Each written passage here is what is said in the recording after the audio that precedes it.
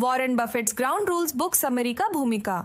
सोचिए, अगर आप दुनिया के सबसे अमीर इन्वेस्टर के दिमाग में झांक पाते और सीख पाते कि कैसे आपका पैसा आपके लिए और मेहनत करे।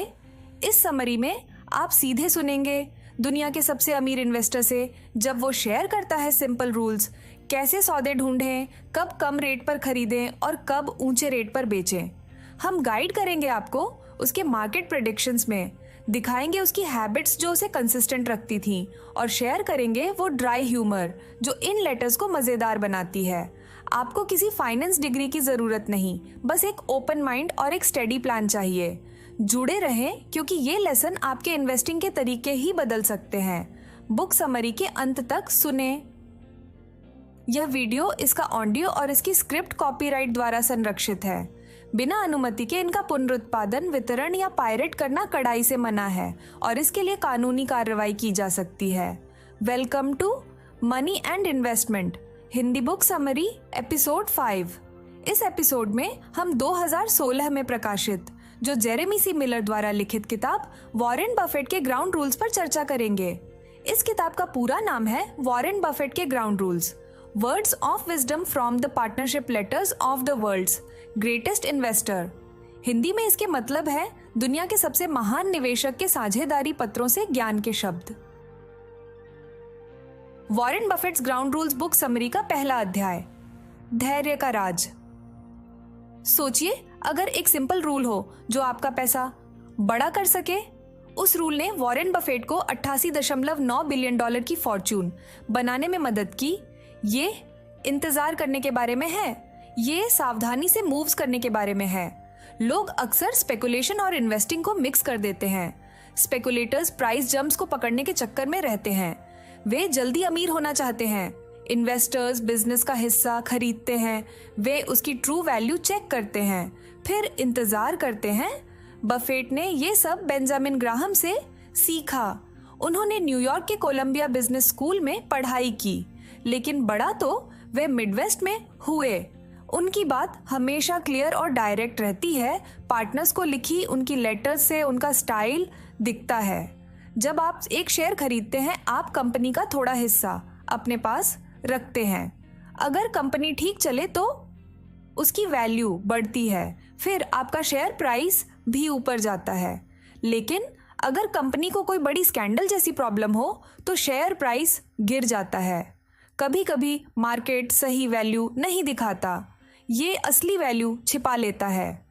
इन्वेस्टर्स बार्गेन्स देख लेते हैं। जब शेयर सस्ते मिलें तब खरीदते हैं, फिर इंतजार करते हैं। धैर्य सबसे जरूरी है। सोचिए, मार्केट को क्या करना चाहिए, कब करेगा, इसकी टेंशन न लें।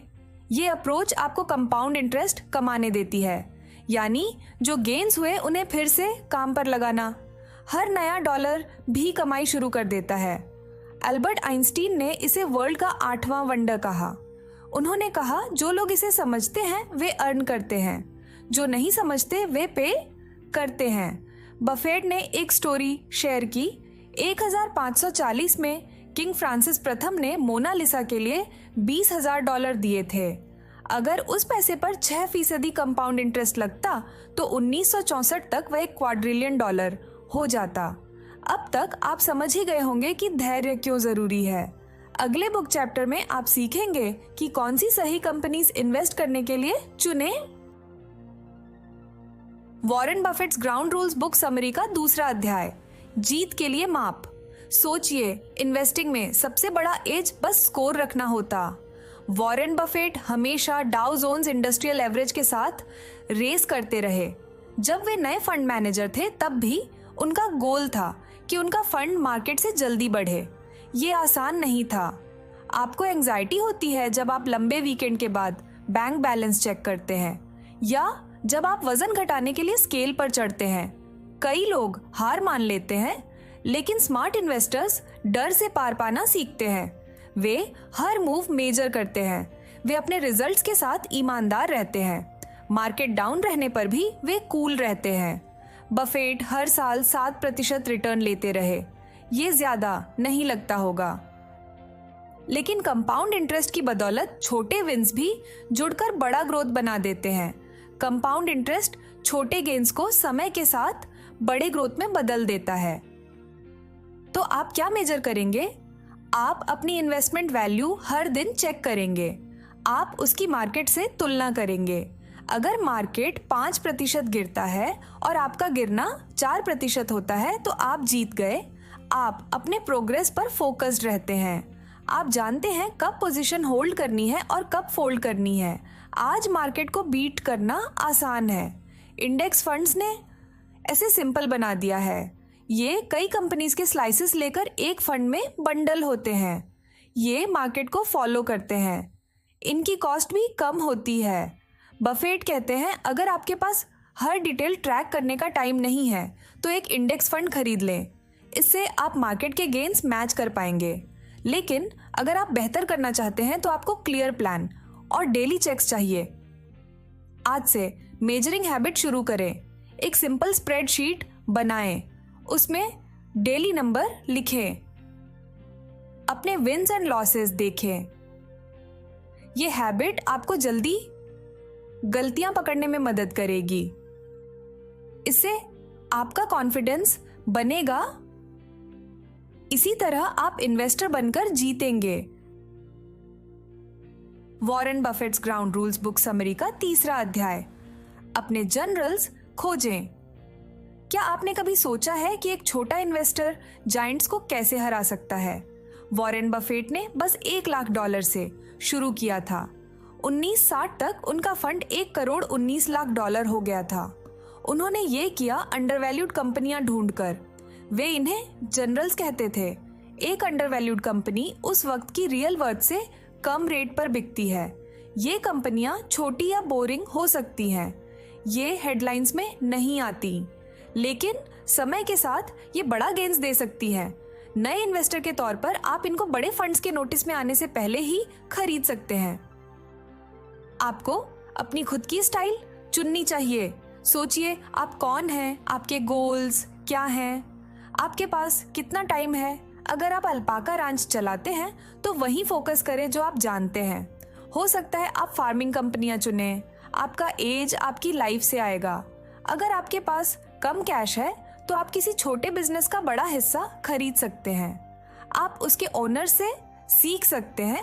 आप हर मूव देख सकते हैं। इस हैंड्स ऑन व्यू से आपको पता चलेगा कब प्राइस फेयर है। बफेट ने एक सख्त रूल फॉलो किया था। वह मिडलिंग बिजनेस वंडरफुल रेट पर देखते थे। वह उन्हें सालों तक होल्ड करते थे। कभी कभी वे नेट स्टॉक्स खरीदते थे। ये ऐसी कंपनियां हैं जो डेड होने पर अलाइव रहने से ज्यादा वर्थ रखती हैं। ये फेल कर सकती है, लेकिन अगर ऐसा हुआ तो आप इन्हें लिक्विडेट करके अपना पैसा वापस पा सकते हैं। उन्होंने इन पिक्स को अपना सिगार बट्स कहा था। इन्हें एक आखिरी पफ मिलता था, फिर भी ये स्ट्रॉन्ग रिटर्न्स देते थे। 12 साल बाद उन्होंने अपने रिजल्ट्स स्टडी किए। इन अल्ट्रा चीप स्टॉक्स ने टॉप पर जगह बनाई। समय के साथ बफेट का फोकस बदल गया। उन्होंने high quality business fair rate पर खरीदना शुरू किया। वे उन कंपनियों को देखते थे जो लगातार अर्निंग्स कर सकती थीं। वे सबसे बेहतरीन कंपनियां चाहते थे, लेकिन सिर्फ फेयर डील्स पर। जब आप एक इन्वेस्टर के तौर पर ग्रो करते हैं तो आपकी स्टाइल भी शिफ्ट हो सकती है। आप किसी इन्वेस्टमेंट के मैनेजमेंट में भी जुड़ सकते हैं। अगले चैप्टर में हम बताएंगे कैसे आप अपनी इन्वेस्टमेंट्स को और एक्टिवली गाइड कर सकते हैं। Warren Buffett's ground rules book summary का 4थी अध्याय, जोखिम और इनाम। कभी सोचा है सोडा बेचने वाला एक बच्चा कैसे इतना जबरदस्त पैसे कमाने का ट्रिक सीख गया? छोटे वॉरेन बफेट ने 25 सेंट में कोका कोला का 6 पैक लिया। हर बोतल उन्होंने 5 सेंट में बेची। अगर उन्होंने सारे 6 बेच दिए तो एक दिन में 20% मुनाफा हुआ। लेकिन अगर बच्चे प्यासे नहीं होते तो बोतलें हाथ में रह जाती। उस जोखिम ने उन्हें बड़ा सबक सिखाया। असल में यहाँ सबसे बड़ी बात है आर्बिट्राज। आप एक मार्केट से कुछ खरीदते हैं और दूसरे मार्केट में ज्यादा रेट पर बेच देते हैं। बफेट ने ये पहले सोडा के साथ किया, बाद में उन्होंने कंपनियों के साथ ट्राई किया। इसे मर्जर आर्बिट्राज कहते हैं। उन्होंने एक कंपनी का स्टॉक एक रेट पर खरीदा, फिर बेट लगाया कि मर्जर के बाद इसकी कीमत बढ़ेगी। मुनाफा तो बड़ा हो सकता था, लेकिन रिस्क भी कम नहीं था। ज्यादातर लोग मर्जर आर्बिट्राज को ट्रिकी कहते हैं। इस डील की गहरी नॉलेज चाहिए। जब तक आप मार्केट अच्छे से नहीं जानते, दूर रहना ही ठीक है। लेकिन बफेट को कंट्रोल्स भी पसंद थे। वे पब्लिक कंपनियों में बड़े हिस्से खरीद लेते थे, जिससे उन्हें कंपनी पर बोलने का राइट मिल जाता था। अक्सर वे वेस्ट कट करते थे और बदलाव के लिए दबाव डालते थे। शुरू में ये उन्हें अनपॉपुलर बना देता था और जॉब्स दांव पर होने पर काफी मैसी हो जाता था। समय के साथ बफेट भी कंट्रोल से दूर हो गए। एक्सपीरियंस्ड इन्वेस्टर्स जो मार्केट अच्छी तरह जानते हैं, वे आर्बिट्राज या कंट्रोल्स ट्राई कर सकते हैं। उन्हें हर डिटेल पढ़नी होगी।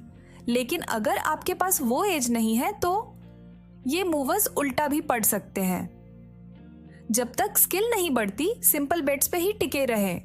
याद रखें, ज्यादा रिवॉर्ड के साथ ज्यादा रिस्क भी आता है, और असली रिस्क तभी काम देता है जब आपकी नॉलेज गहरी हो।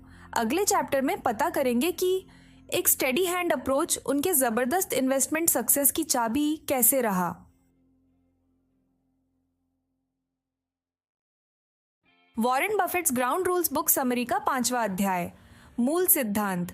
कभी सोचा है कुछ इन्वेस्टर्स तब भी सफल रहते हैं जब दूसरों का हाल खराब हो जाता है? वॉरेन बफेट का एक रूल है, अपने मेथड्स फ्लेक्सिबल रखो, पर अपने मूल सिद्धांत कभी मत बदलो। 1956 में बफेट प्रोफेशनल इन्वेस्टर बने। उन्होंने मार्केट देखा तो कीमतें बहुत ऊंची लगीं। ज्यादातर लोग कॉन्फिडेंट थे और पैसे लगा रहे थे। बफेट ने अपनी सावधानी भरी स्टाइल पर बने रहे। उन्हें पता था कॉरेक्शन आएगा, कब आएगा ये उन्हें नहीं मालूम था। इसलिए उन्होंने अपनी स्ट्रैटेजी पर अड़े रहे और कंजर्वेटिव पिक्स पर डबल डाउन भी किया। वहीं न्यूयॉर्क में जेरी से ने बिल्कुल अलग रास्ता अपनाया। वे हर छोटी सी चेंज पर स्टॉक्स में कूदते और निकल जाते थे। मार्केट जब ऊपर जाता था तो उनका फंड तेजी से बढ़ता था, लेकिन जब मार्केट नीचे गिरता था तो उनका फायदा भी तेजी से गिर जाता था। कुछ वक्त के लिए सेय की अप्रोच काम कर गई, लेकिन बफेट जल्दी जल्दी गेन के पीछे दौड़ना कभी मंजूर नहीं करते थे। 1966 तक मार्केट ने एक नई ऊंचाई छू ली। तब बफेट ने कदम उठाए। उन्होंने नए पार्टनर्स लेना बंद कर दिया। उन्होंने अपने गोल्स भी आधे कर दिए। इसके बावजूद उनका फंड बढ़ता रहा। 1968 में उन्हें 58.8% रिटर्न मिला। उसी साल उन्होंने रिस्क से एक कदम पीछे हटे, क्योंकि उन्हें पता था क्रैश आने वाला है पक्का। 1970 के दशक की शुरुआत में डिप्रेशन के बाद सबसे बड़ा ड्रॉप आ गया। बफेट की कैश सुरक्षित रही, उनकी नेटवर्थ भी बरकरार रही। सेय मुश्किल से हार से बच गए। उनके इन्वेस्टर्स ने अपने 90% एसेट्स खो दिए। बफेट की कन्विक्शन की हिम्मत ने फर्क बनाया। उन्हें पता था कब अपने प्लान पर कायम रहना है और उन्हें पता था कब पीछे हट जाना है। उनकी मेथड्स मार्केट के साथ बदलती रहीं, लेकिन वैल्यू और पेशेंस में उनका मूल विश्वास कभी डगमगाया नहीं। जो आप मानते हैं वो सीखें, उस पर भरोसा करें, और जब सही मौका आए तो कॉन्फिडेंस के साथ बड़ा बेट लगाएं। Warren Buffett's ground rules book summary का निष्कर्ष। अंत में आपने देखा कि वॉरेन बफेट कैसे लगातार धन बढ़ाते हैं। आपने सीखा कि असली इन्वेस्टिंग फटाफट मुनाफे की नहीं होती, ये धैर्य से इंतजार करने की बात है। आपने देखा कि बिजनेस खरीदना और मार्केट मूव्स पर दांव लगाना अलग होता है। आपने जाना कि रिजल्ट्स ट्रैक करने से आप ईमानदार रहते हैं। आप जानते हैं मार्केट के मुकाबले अपनी प्रोग्रेस चेक करने की ताकत। नए इन्वेस्टर अब जानते हैं कि जनरल्स ढूंढना है। ये मिड साइज्ड कंपनियां हैं जिनकी कीमत असली वर्थ से नीचे होती है। आपने जाना नेट्स के बारे में, जहां कंपनी की ब्रेकअप वैल्यू शेयर प्राइस से ज्यादा होती है। जब आपके फंड्स बढ़ेंगे तो आप बार्गेन हंटिंग छोड़कर फेयर प्राइसेस पर स्ट्रॉन्ग बिजनेसेस चुनना शुरू कर देंगे। चैप्टर 4 में आपने देखा कि जब आप मार्केट को अच्छी तरह जानते हैं तभी स्पेशल चांसेस मिलते हैं। चाहे मर्जर डील्स हो या बिजनेस में कंट्रोल लेना, गहरी नॉलेज से बड़े रिवॉर्ड्स मिल सकते हैं। लेकिन आपने ये भी जाना कि इन मूव्स के साथ सावधान क्यों रहना जरूरी है। इन सब के बीच भी बफेट्टी के कोर रूल्स जस के तस रहे। हमेशा एक मार्जिन ऑफ सेफ्टी छोड़ें। अपनी सर्कल ऑफ कॉम्पिटेंस के अंदर ही रहें, खुद सोचें, नम्र रहें, डिसिप्लिन्ड रहें और जब आपको लगे कि आप सही हैं तब बड़ा बेट लगाने की हिम्मत रखें। दूसरी बुक समरी सुने। डिस्क्लेमर, इस सामग्री की कोई भी डिजिटल प्रति जिसे पायरेसी या बिना अनुमति डाउनलोड करके साझा किया जाता है या किसी ऑनलाइन सोशल मीडिया प्लेटफॉर्म पर अपलोड किया जाता है, उसे कॉपीराइट कानून के अनुसार स्पष्ट अपराध माना जाएगा। पायरेसी एक गंभीर अपराध है और इसके खिलाफ कड़ी कानूनी कार्रवाई की जाएगी। इसके अलावा कॉपीराइट उल्लंघन के कारण आपके YouTube चैनल या पेज पर स्ट्राइक लगाया जा सकता है, यहाँ तक कि उसे डिलीट भी कर दिया जा सकता है। अतः कृपया पायरेसी न करें और पायरेसी का समर्थन न करें। यह सामग्री उल्लिखित पुस्तक के संदर्भ स्रोत पर आधारित है। हालांकि इसमें मानवीय या यांत्रिक त्रुटियों के कारण कुछ अनचाही गलतियां या असंगतताएं हो सकती हैं। यदि आप कोई गलती या असंगति पाते हैं तो कृपया हमें क्षमा करें और टिप्पणी यानी कमेंट या फिर संदेश यानी मैसेज के माध्यम से सूचित करें। यदि आपको इस पुस्तक का सारांश यानी बुक समरी की सामग्री पसंद आता है और आप पुस्तक का पूर्ण ज्ञान प्राप्त करना चाहते हैं तो कृपया ऑनलाइन या ऑफलाइन किताब की दुकान से इस पुस्तक को खरीदकर पढ़ने का प्रयास करें। धन्यवाद।